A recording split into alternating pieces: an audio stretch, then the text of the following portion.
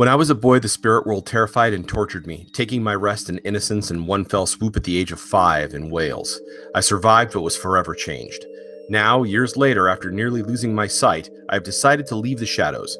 People around the world now know these things they previously could dismiss are real and have, with a complete lack of common sense, decided to brave the dangers of the spiritual realm, a stunt akin to dancing in traffic with a blindfold on. Reassembling an old team with my gifted childhood friend, we seek to train a new generation of folks to assist us in reaching around the globe to the fires that have been started by the careless, the foolish, and the utterly incompetent.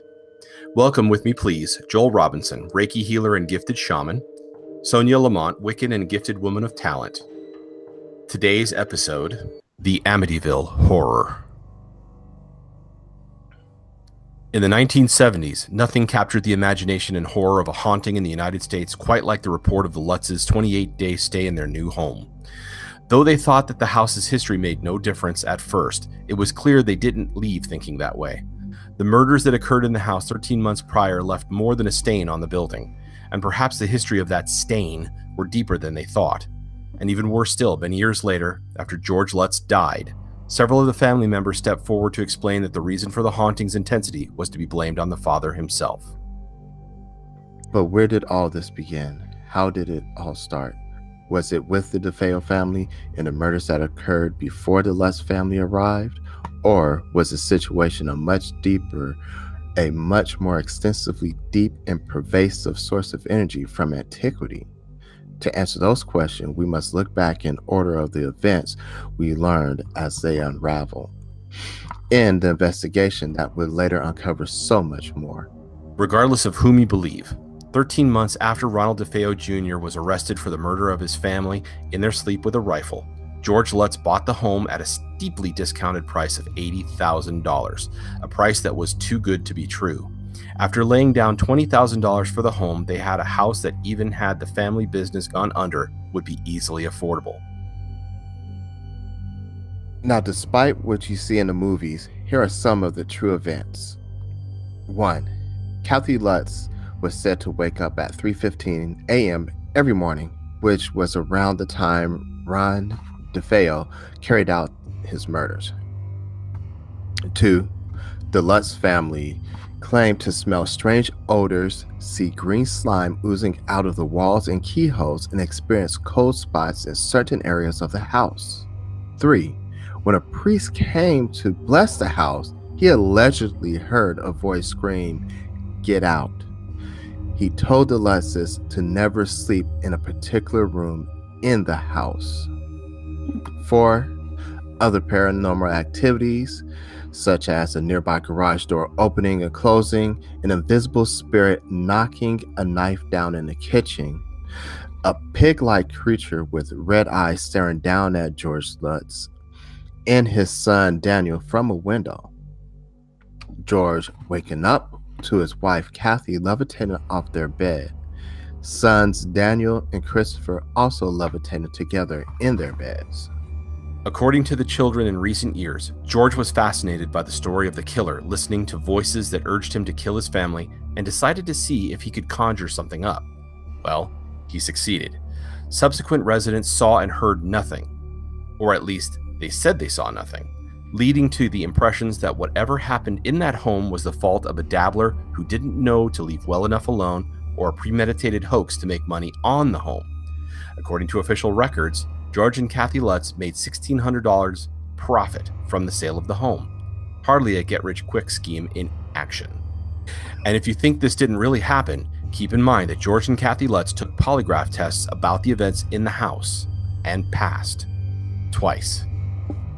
Danny, who was 10 at the time of living in the home, in 2013 began to tell his side of the story and what his stepfather had done in greater detail than ever.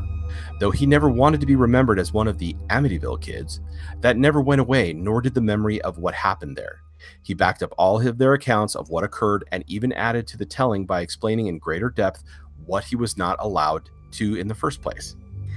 He would add to the story about how George Lutz was not just a dabbler, but one with dreams of either widening his abilities or going past causing ghosts to telekinetically move objects at his whim. This created a frictional relationship where the children became targets of what George was doing, and Danny became bodily possessed.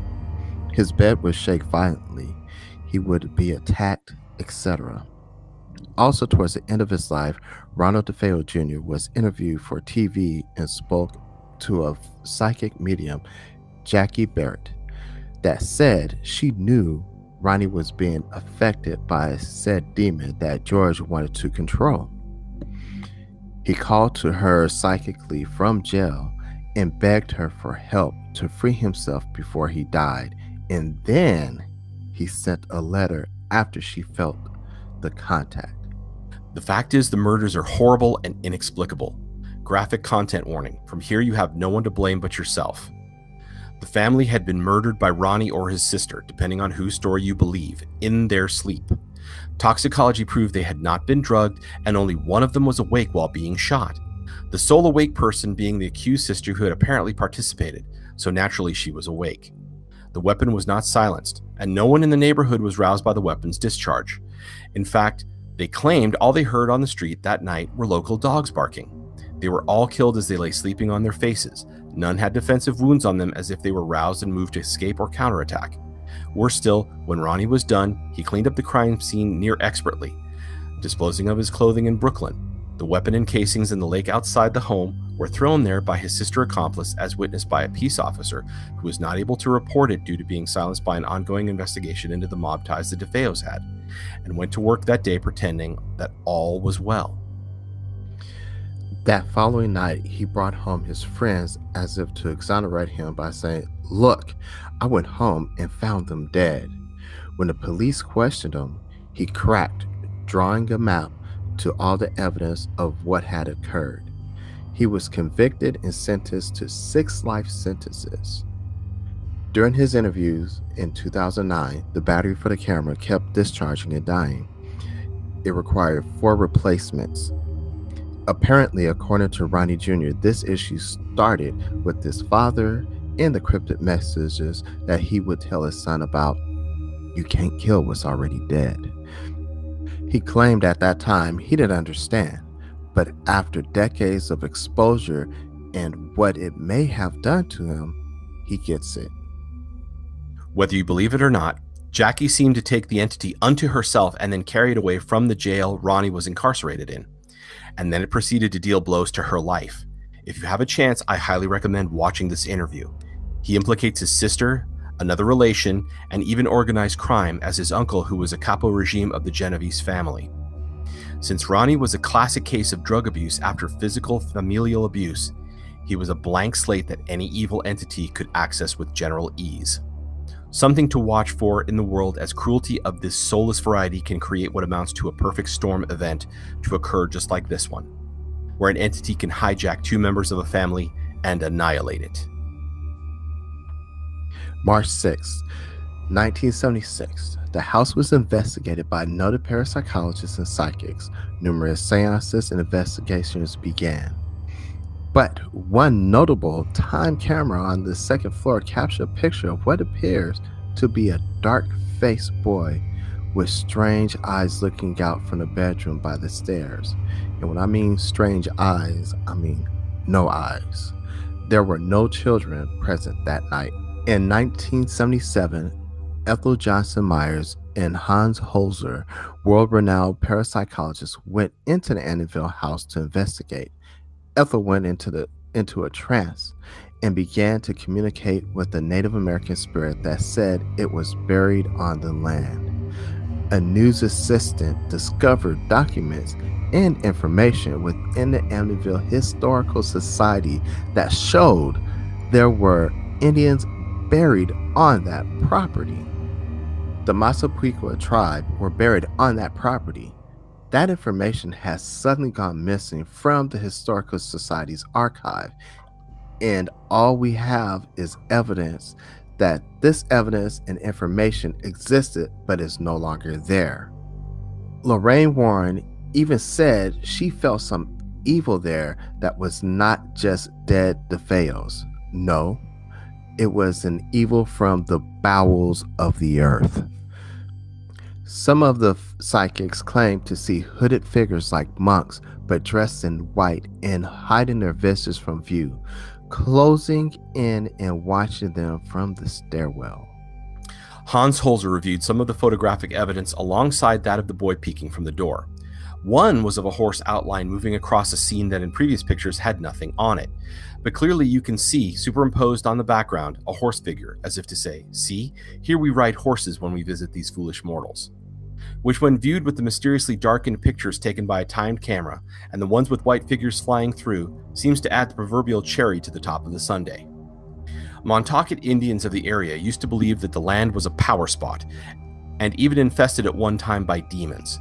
Tribal enemies, or ones said to be possessed by demons or evil spirits, were left to die on this land and then buried, face down.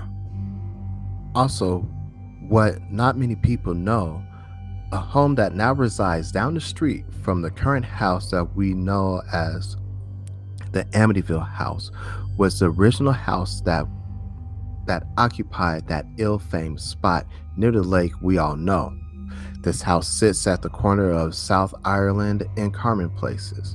It was built in 1782, which had been moved because of the continuous problem with people living there.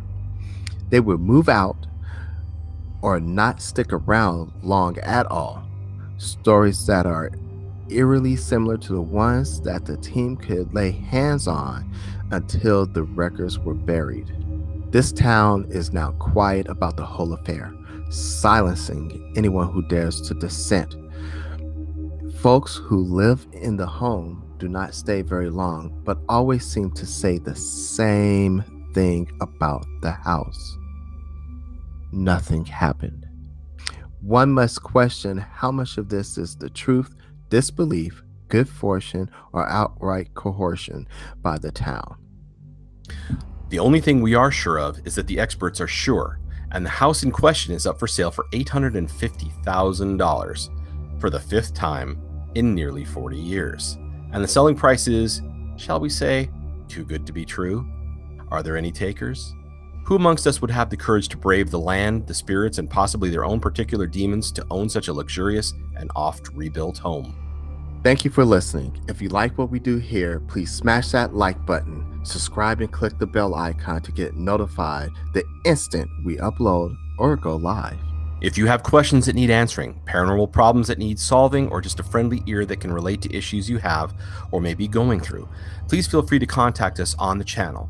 All encounters are 100% private and free of charge. Please share with friends, leave comments if you have criticism or praise. We just love to hear from you. Remember, you have no need to fear the darkness if you only know where to look to find the light.